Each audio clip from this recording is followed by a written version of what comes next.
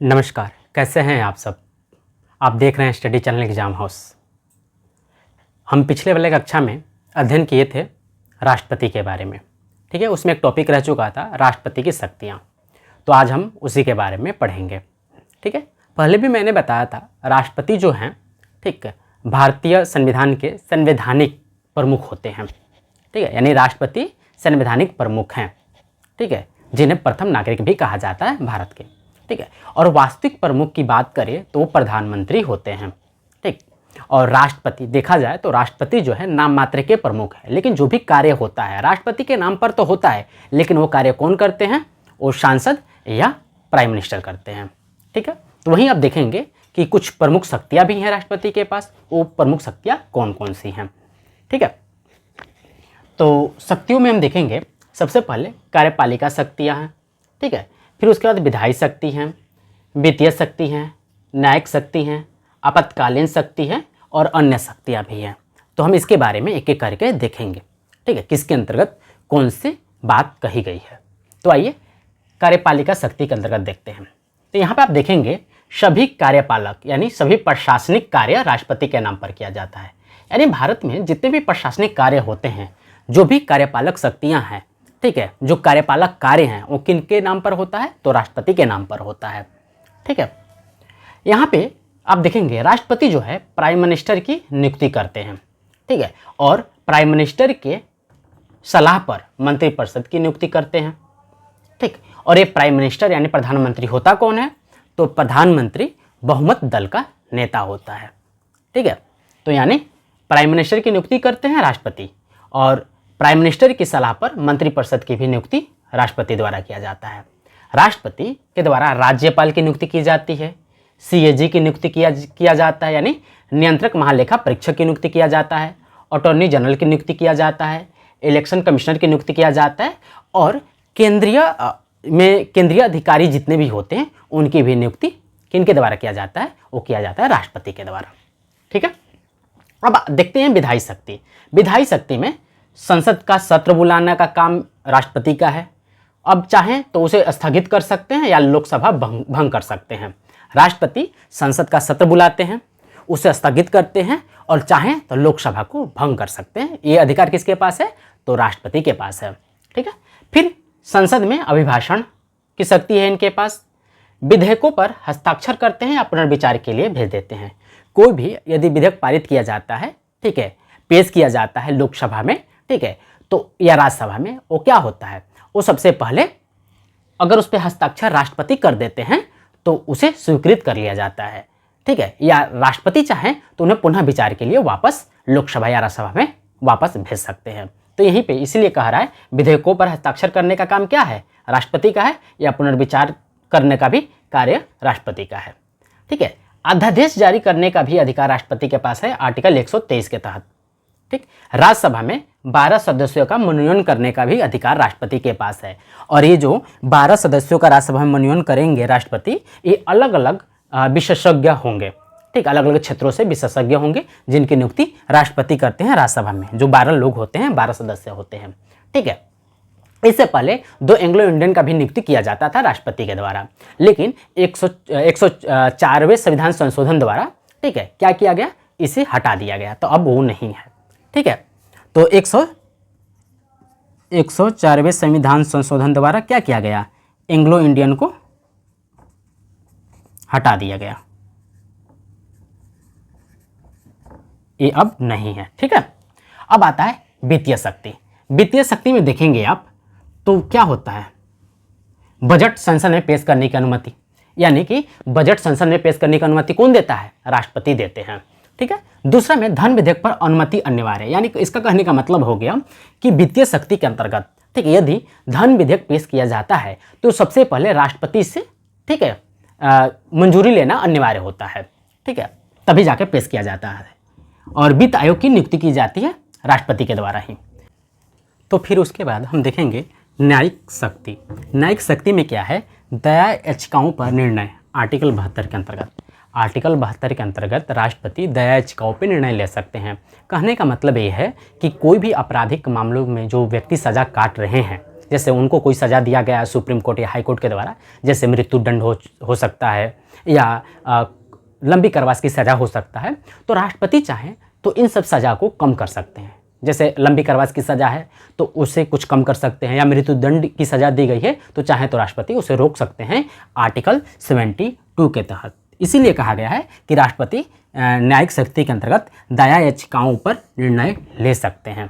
ठीक है, फिर उसके बाद है सुप्रीम कोर्ट और हाई कोर्ट के न्यायाधीशों की नियुक्ति करते हैं राष्ट्रपति। ठीक, और राष्ट्रपति सुप्रीम कोर्ट से सलाह लेते हैं 143 के अंतर्गत। आर्टिकल 143 के अंतर्गत राष्ट्रपति किसी कानूनी मामले में सलाह ले सकते हैं सुप्रीम कोर्ट से। 143 आर्टिकल 143 के तहत राष्ट्रपति सुप्रीम कोर्ट से किसी कानूनी मामले में क्या कर सकते हैं, सलाह ले सकते हैं। फिर उसके बाद है आपातकालीन शक्ति। आपातकालीन शक्ति में भी आप देखेंगे राष्ट्रीय आपातकाल दिया गया है आर्टिकल 352 के तहत। राष्ट्रपति शासन यानी राष्ट्रपति शासन को राज्य शासन के नाम से भी यानी राज्य आपातकाल शासन के नाम से भी जाना जाता है। ठीक है, तो अधिकतर राष्ट्रपति शासन बोल सकते हैं आर्टिकल 356। फिर उसके बाद वित्तीय आपातकाल आर्टिकल 360।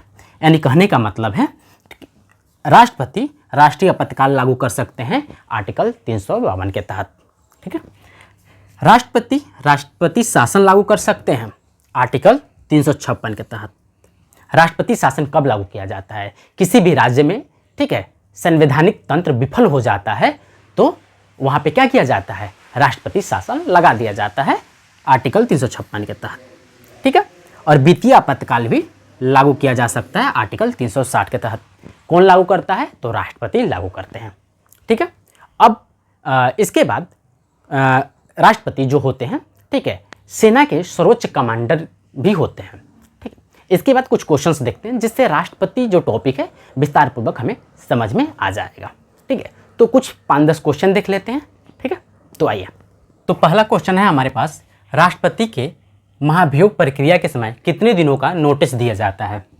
ठीक है, यानी इससे पहले मैंने बताया था कि राष्ट्रपति को महाभियोग द्वारा हटाया जा सकता है, तो सबसे पहले राष्ट्रपति को नोटिस देना होता है। तो राष्ट्रपति को कितने दिनों की नोटिस दिया जा सकता है, और ये महाभियोग कहाँ लाया जाता था, लोकसभा और राज्यसभा में। ठीक है, तो कितने दिनों की नोटिस दिया जा सकता है, ऑप्शन है 7 दिन, 10 दिन, 14 दिन और 30 दिन। तो पहले मैंने बताया था, आपको याद होगा, ध्यान कीजिए, 14 दिन। यानी राष्ट्रपति को जब महाभियोग के प्रक्रिया के द्वारा हटाया जाता है तो 14 दिनों की नोटिस देनी होती है राष्ट्रपति को। ठीक है, कि हम आपको महाभियोग द्वारा हटा रहे हैं, ठीक है, आपके द्वारा महाभियोग ला रहे हैं, तो 14 दिन की नोटिस होगी। ठीक है, दूसरा क्वेश्चन है, भारत में कार्यपालिका का अध्यक्ष कौन होता है। कार्यपालिका का अध्यक्ष, स्टार्टिंग में ही मैंने बताया था, कार्यपालिका का अध्यक्ष। ठीक है, वास्तविक अध्यक्ष कौन होता है, वास्तविक होते हैं प्रधानमंत्री। और संवैधानिक अध्यक्ष कौन होता है, तो राष्ट्रपति। यहाँ पे ऑप्शन राष्ट्रपति यानी ऑप्शन ए सही है। ठीक है, क्वेश्चन 3 देखेंगे। यहाँ पे भारतीय संविधान के अनुसार देश का प्रथम व्यक्ति कौन है।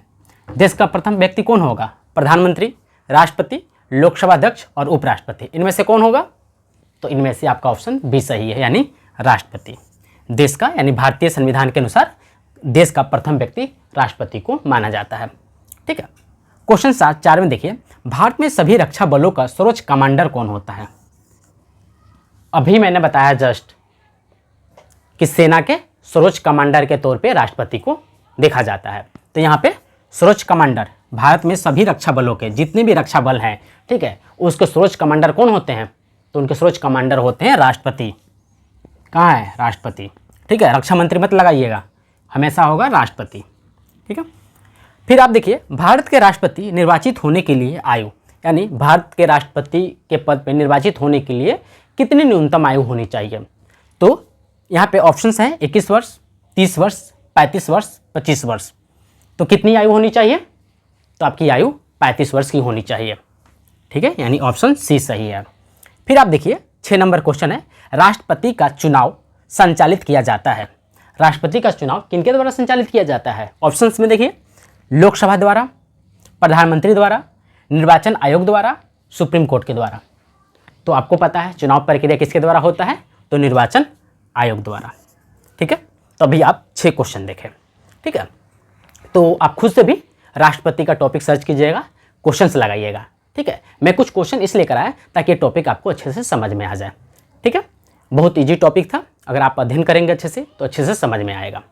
ठीक है, तो फिर हम मिलते हैं नेक्स्ट वीडियो में नेक्स्ट टॉपिक के साथ। तो आप ये जर्सी देख रहे होंगे, ठीक, मेरे एक स्टूडेंट ने मुझे गिफ्ट में दिया। ये उपहार मुझे काफ़ी पसंद आया, उनको बहुत बहुत धन्यवाद कि उन्होंने ये उपहार मेरे लिए भेजाया। ठीक है, यदि वो वीडियो देख रहे हों या देख रही हों, ठीक, तो आपको बहुत बहुत धन्यवाद। ठीक है, तो आप लोग देख पा रहे होंगे एग्जाम हाउस का जर्सी है। ठीक है, अब से वीडियो में मैं इसी जर्सी के साथ नज़र आऊँगा। तो चलिए फिर मिलते हैं नेक्स्ट वीडियो के साथ। ठीक है, यदि वीडियो पसंद आ रही है तो लाइक कीजिए, शेयर कीजिए, कमेंट कीजिए और अपने दोस्तों के सर्कल में इसे शेयर भी कीजिए ताकि वो भी इसी बहाने पढ़ पाएँ, सीख पाएँ। और आप कोई भी गवर्नमेंट एग्जाम की तैयारी कर रहे होंगे, जो मैंने सीरीज स्टार्ट किया वहाँ ये आपको काफ़ी हेल्प करेगा। तो आप पढ़िए, नोट्स बनाइए। ठीक है, चलिए, जय हिंद।